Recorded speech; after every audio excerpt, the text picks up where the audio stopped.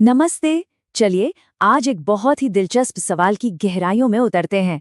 सवाल ये कि हमारे इस ग्रह का सबसे बड़ा महासागर आखिर है कौन सा?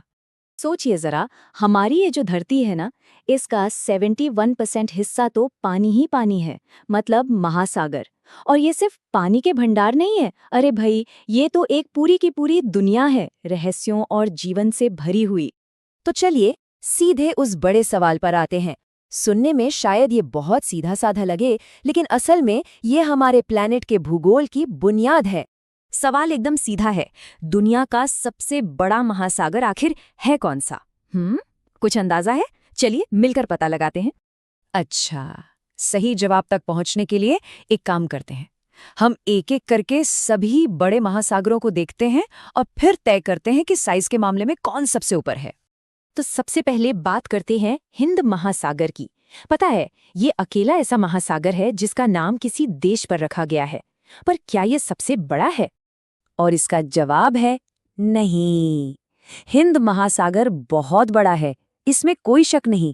करीब करीब 7 करोड़ 35 लाख वर्ग किलोमीटर में फैला है ये। लेकिन ये दुनिया का तीसरा सबसे बड़ा महासागर है। ठीक है, तो अगला नंबर आता है अटलांटिक महासागर का। इसकी वो एस जैसी शेप तो काफी मशहूर है।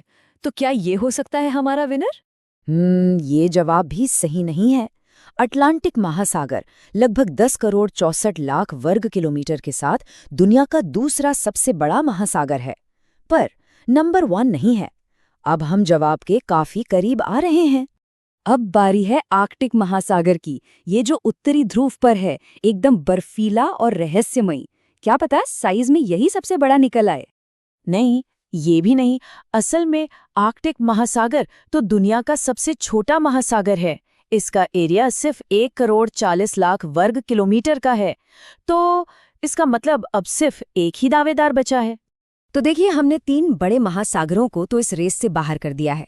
तो अब वक्त आ गया है उस विनर का नाम जानने का, जो न सिर्फ साइज में बल्कि गहराई में भी सबसे आगे है।